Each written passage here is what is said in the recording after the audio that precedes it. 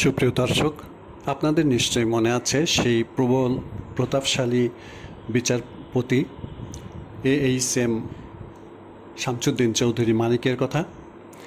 তিনি সুপ্রিম কোর্টের সাবেক একজন বিচারপতি এবং বাংলাদেশের রাজনীতিতে ব্যাপকভাবে আলোচিত সমালোচিত একজন বিচারপতি।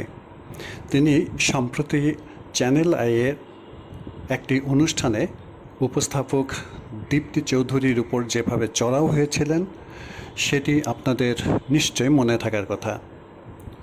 সম্প্রতি ছাত্র জনতার যে আন্দোলন হয়, এই আন্দোলনের এক পর্যায়ে দীপ্তি চৌধুরীর অনুষ্ঠানে উপস্থিত হয়ে তিনি আন্দোলনরত সমস্ত ছাত্র জনতাকে ঠিক একইভাবে শেখ হাসিনার যে ভাষা, অনেকটা সেই একই রকম ভাষা ব্যবহার করে আন্দোলনরত ছাত্র জনতা তাদেরকে রাজাকারের বাচ্চা এবং রাজাকার বলে অভিহিত করেন।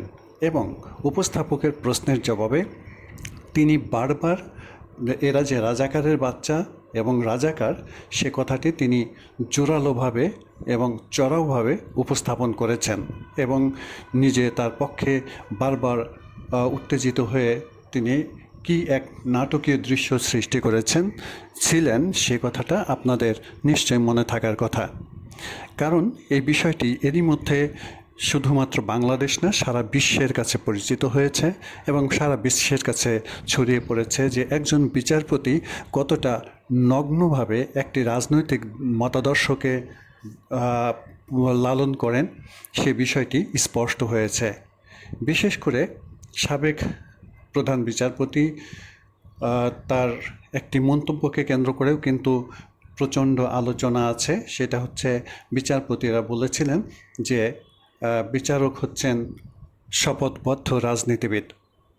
তো আমরা সেই সমস্ত আলোচনায় আজকে ফেরত যেতে চাই না। আমরা যেটা নিয়ে আলোচনা করতে চাই সেটা হচ্ছে সাবেক বিচারপতি শামসুদ্দিন চৌধুরী মানিক দীপ্তি চৌধুরীর উপর যেভাবে চড়াও হয়েছিলেন সেদিন, সে সময় মনে হয়েছিল তিনি বাংলাদেশের একমাত্র অধিপতি। কিন্তু সাবেক প্রধানমন্ত্রী শেখ হাসিনার পদত্যাগ এবং পালিয়ে যাওয়ার পর যেভাবে দেশ থেকে রথী মহারথীদের পালিয়ে যাওয়ার হিড়িক পড়েছে, তার মধ্যে এই বিচারপতি শামসুদ্দিন চৌধুরী মানিকও কিন্তু আছেন। তিনি এরই মধ্যে সিলেটের কানাইঘাট উপজেলার ডনা সীমান্ত এলাকা দিয়ে ভারতে পালিয়ে যাওয়ার সময় তাকে শুক্রবার রাত 10টার দিকে ডনা বিজিবি ক্যাম্প আটক করেছে। এই কথাটুকু বলে যদি রেখে দিই তাহলে অবিচার করা হয়। কারণ তাকে যে অবস্থায় দেখা গেছে সেটা নিশ্চয়ই একটি কঠিন পরিস্থিতিকে ইঙ্গিত করে। সাবেক এই বিচারপতি তিনি শুয়ে আছেন, কতগুলো কলা পাতা বেছানো, তার উপরে শুয়ে আছেন বিধ্বস্ততার অবস্থায়। তার পরনে যে প্যান্টটি আছে এই প্যান্টটি কাদা মাটি ধুলোবালি মেখে একাকার, তার মুখ ভর্তি দাড়ি, তার শার্ট জরাজীর্ণ অবস্থায়। এই অবস্থায় কলাপাতার উপর যেভাবে তিনি শুয়ে আছেন, এরই মধ্যে সামাজিক যোগাযোগ মাধ্যমে সেটা ছড়িয়ে পড়েছে। তা দেখে আমাদের অন্তরাত্মা অবশ্যই কেঁদে ওঠে।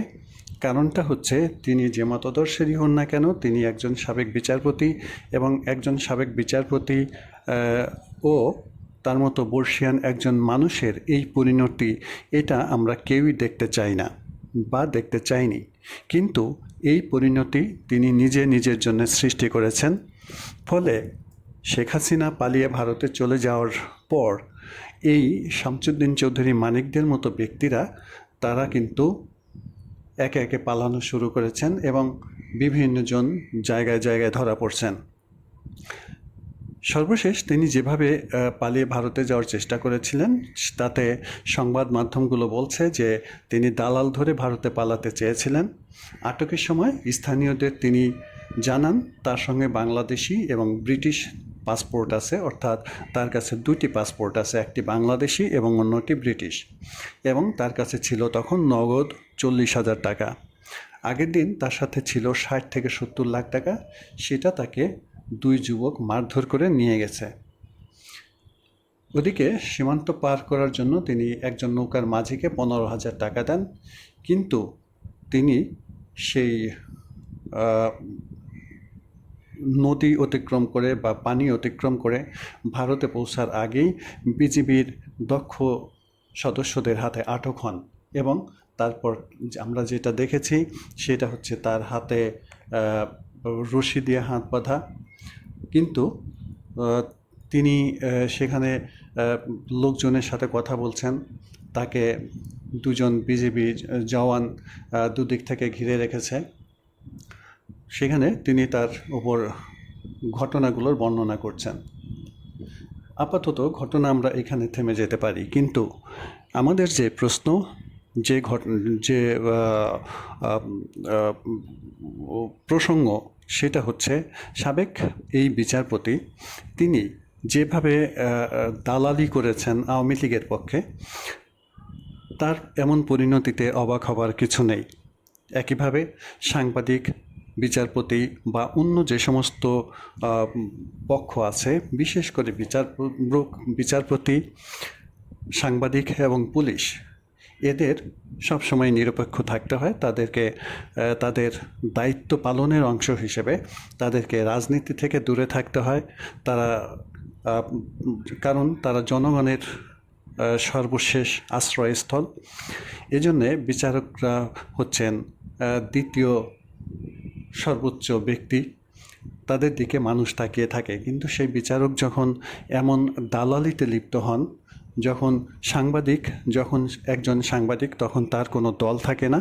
সেই সাংবাদিক যখন হয়ে ওঠেন একজন দলীয় ক্যাডার, তখন একটি দেশের ধ্বংস অনিবার্য, এবং সেই ধ্বংসটাই আমরা দেখলাম গত 5ই আগস্ট। আমরা আশা করব এই বিচারপতি মানিকদের মতো আর কোনো পরিণতি অন্য কোনো বিচারকের হবে না। তারা আগে থেকে সতর্ক থাকবেন। আমি বলছি না যে আপনাকে বিএনপিকে সমর্থন করতে হবে, জামায়াতকে সমর্থন করতে হবে, আওয়ামী লীগকে সমর্থন করতে হবে বা কাউকে সমর্থন করতে হবে। একজন বিচারকের নিরপেক্ষতা বজায় রাখা অত্যন্ত গুরুত্বপূর্ণ। আমার আহ্বান এবং দাবি সেই জায়গাতেই। আপনারা নিরপেক্ষ থাকুন এবং প্রত্যেকের প্রতি সুবিচার করুন, কারণ আপনারাই আমাদের আশ্রয়ের সর্বশেষ স্থল।